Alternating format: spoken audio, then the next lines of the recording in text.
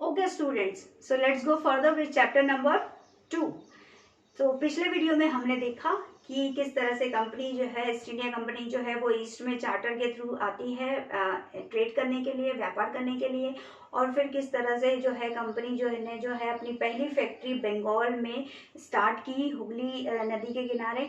और अब हम देखते हैं कि इसके क्या क्या जो है, किस तरह से उन्होंने जमींदारी राइट्स भी ले लिए, फरमान भी इशू करवा लिया औरंगजेब से। तो अब देखते हैं कि अब आगे इसके क्या क्या इम्पैक्ट आते हैं इंडिया पे। तो East India Company begins trade in Bengal. सबसे पहले हम बंगाल की आज बात करेंगे। However, these फरमान्स were continuously misused by company official। तो कंपनी ने फरमान तो इशू करवा लिया, जमींदारी राइट्स भी ले लिए, लेकिन जो फरमान था वो किस लिए इशू किया गया था? Granted concession only to company. ये बहुत ध्यान में रखने वाली बात है, ओनली टू कंपनी। ये फरमान जो है वो सिर्फ कंपनी को इशू किया गया था, कंपनी के खुद के लिए यूज करने के लिए कहा गया था, न कि उन्हें personally. But company officials were using concession for private trade, refused to pay the taxes. लेकिन कंपनी जो है वो इसे अपने पर्सनल यूज के लिए पर्सनली यूज करने लगी। और जैसे मैं आपको एक एग्जांपल देती हूँ कि आप जैसे ईस्ट इंडिया कंपनी के एम्प्लॉय हैं और आप मार्केट में जाते हैं और आपको एक बहुत ही सुंदर सी सोने की जो है वो बैंगल्स पसंद आ जाती है, चूड़ियाँ पसंद आ जाती हैं, और आप अपनी वाइफ के लिए या अपनी सिस्टर के लिए वो चूड़ियाँ ले लेते हैं, लेकिन आप कोई टैक्स पे नहीं करते हैं, आप कोई उसका जो प्राइस है वो पे नहीं करते हैं।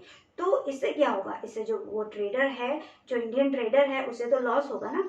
तो इसी तरह से अब आप वहाँ पे एक्सक्यूज क्या दे रहे हैं? आप एक्सक्यूज ये दे रहे हैं कि हमें तो फरमान इशू करवा लिया है, हमें तो ड्यूटी फ्री है, हमें कोई टैक्सेस देने की जरूरत नहीं है। तो यहाँ पर कहीं ना कहीं जो है वो ट्रेडर्स को, इंडियन ट्रेडर्स को लॉस होगा। तो जो कंपनी के जो ऑफिसर्स हुआ करते थे वो इसी तरह से फरमान का मिसयूज करने लगे थे। But company officials were using concession for private trade, refused to pay the taxes.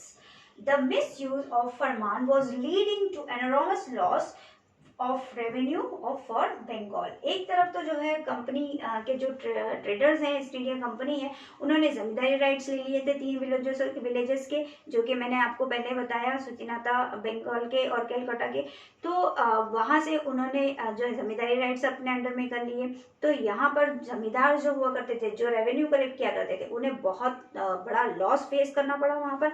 और दूसरी तरफ उन्होंने फरमान भी इशू करवा लिया जिसका कि वो मिसयूज कर रहे थे।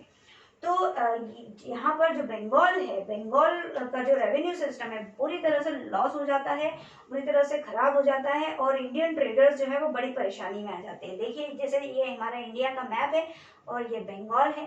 तो यहाँ के जो बंगाल के जो ट्रेडर्स हैं, ये आसपास के जो ट्रेडर्स हैं, उन्हें यदि रेवेन्यू नहीं कलेक्ट करने को मिलेगा तो वो कहाँ से फिर अपना जो जमींदारी है उसको चलाएंगे, कहाँ से वो जो है इकोनॉमिकली वो लोग बहुत ज़्यादा पुअर हो जाएंगे। तो इसी तरह से जो इंडियन ट्रेडर्स हैं, जो जमींदार हैं, जो सूबेदार थे, उनकी हालत जो है बहुत ज़्यादा खस्ता हो जाती है।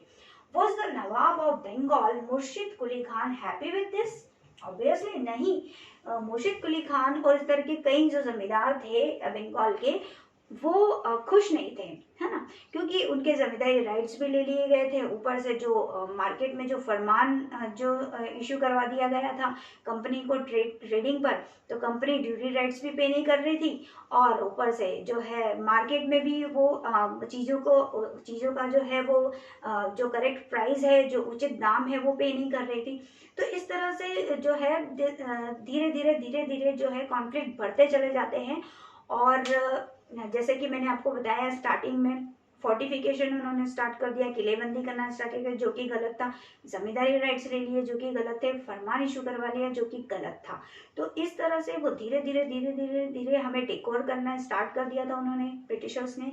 और अब हमारे जमींदार और रूलर जो है वो बहुत ज़्यादा परेशान होने लगे थे ईस्ट इंडिया कंपनी से। तो अब हम नेक्स्ट वीडियो में देखेंगे कि how India led to battle, अब किस तरह से ये लड़ाइयाँ शुरू होती है। देखिए ये जो पहले के जो बेसिक वीडियोस है, ये समझना आपको बहुत ज़्यादा ज़रूरी है। जब तक आपको ये समझ में नहीं आएगा तब तक आपको बैटल समझ में नहीं आएगी, तब तक आप फैक्ट भी याद नहीं कर पाएंगे। तो please watch the video and try to understand. Okay, bye bye.